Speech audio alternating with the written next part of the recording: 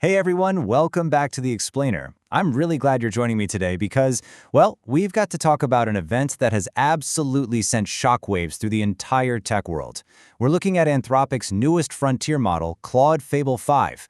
Now, what makes this story so wild isn't just how incredibly capable the model is, it's the fact that it was completely shut down by the government almost the second it launched. I mean, it's a totally unprecedented moment in tech history. So today, we're going to break down exactly what went down, why the government stepped in so aggressively, and what power users are frantically trying to pull off before their access goes dark for good. Just listen to the sheer finale of Anthropic's official statement. The net effect of this order is that we must abruptly disable Fable 5 and Mythos 5 for all our customers to ensure compliance. Okay, you have to understand, this wasn't some weird server glitch. It wasn't an overload. At exactly 5:21 p.m., Anthropic got a sudden, hard government directive ordering them to just pull the plug entirely. Can you imagine the absolute scramble at Anthropic headquarters when that letter dropped? This is the kind of dramatic, zero-hour intervention you'd expect in a spy thriller, right? Not a commercial software release. 3 days. Literally just 72 hours. That is all the time the public actually had to experience what was, without a doubt, one of the most highly anticipated AI models of the entire year.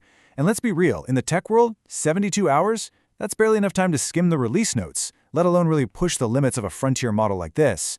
Developers were just starting to scratch the surface of what Fable 5 could actually do when the doors just slammed shut. The sheer speed of this takedown, it really highlights just how seriously the government is taking whatever threat they think they've found here. Section 1. The abrupt AI shutdown. Okay, so let's walk through exactly how fast this escalated. On Tuesday, the tech community is celebrating the public launch of Fable 5. It's live, people are using it, it's a massive hit. Fast forward to Friday, 5:21 p.m. hits, and boom, that US government directive is received. The immediate fallout is just staggering. Not only is the model suspended for the general public, but the ban explicitly restricts foreign nationals from accessing it. And here's the craziest part. This restriction applies even to foreign nationals who literally work at Anthropic. Imagine that. You help build this incredibly powerful tool, and suddenly, just because of your passport, you are legally barred from even looking at it. To really grasp the government's panic here, we kind of need to look at the family tree of these models. Anthropic actually built two versions. First, you've got Mythos 5. That's the unrestricted private model. Now, Anthropic purposely held Mythos 5 back from the public because it showed some truly unprecedented abilities in detecting software vulnerabilities. Basically, it was way too good at finding holes in code that hackers could exploit. Then you have Fable 5, the model they actually released. Fable 5 is the lockdown, commercial, supposedly safe version. So think about that. If the government is slamming the panic button on the safe version, it tells you exactly how nervous they are about the raw capabilities of this new generation of AI. Section 2. The national security threat. Enter U.S. Commerce Secretary Howard Lutnick. He's the source of the shutdown letter, and let me tell you, the letter did not mince words. It specifically cited serious national security and cyber hacking concerns. The government is absolutely not treating this like some routine software bug. They are treating this model as a potential weapon. This is such a fascinating pivot because it shows us that AI is no longer just being looked at as a fun productivity tool. It is now officially being viewed as a critical piece of national security infrastructure. So what exactly has everyone so spooked? It comes down to one technical concept: jailbreaking. The government believes they became aware of a method to jailbreak Fable 5. If you're new to the term, jailbreaking is essentially a way to bypass an AI's built-in safeguards. The massive fear here is that if someone successfully jailbreaks Fable 5, they could blow right past Anthropic's safety protocols and command the AI to execute highly sensitive cyber tasks.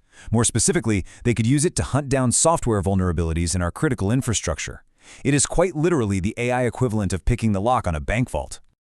Guys, we are witnessing a massive, fundamental shift in U.S. regulatory policy right now. Historically, when the government wanted to put a leash on tech, they went after the hardware, right? Physical chips, data centers, strict export controls on tangible goods. But now, we're seeing a total pivot. They are restricting access to the AI models themselves. They're banning the software directly. And that total ban on foreign national access we talked about, again, even for the developers who built the thing, it shows a level of strictness we have rarely, if ever, seen in commercial tech. We are literally watching the rulebook being rewritten in real time. Section 3. Anthropic pushes back. Now, Anthropic is definitely not taking this lying down. They have come out swinging with a very strong technical defense.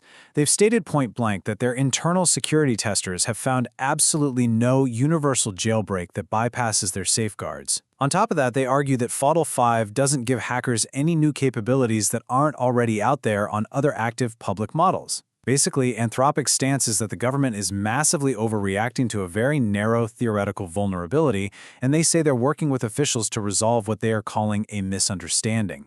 But the stakes of this specific standoff couldn't be higher. Anthropic issued this incredibly stark warning.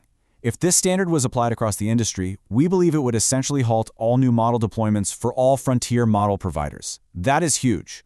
They're basically pointing out that no AI model is ever going to be 100% impervious to every single theoretical jailbreak.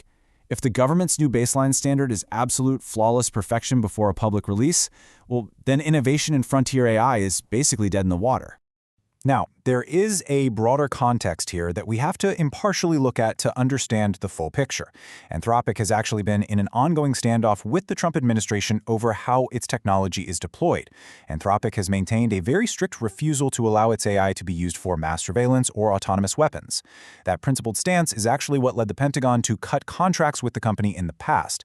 So, while this current, sudden ban is specifically focused on cyber vulnerabilities, it is undeniably playing out against a backdrop of some very real existing tension between the company and the government regarding military and surveillance applications. Section 4. The Community Scramble. Let's bring this down to the ground level, because for Anthropic Pro users, the clock is ticking incredibly loudly right now, June 22nd.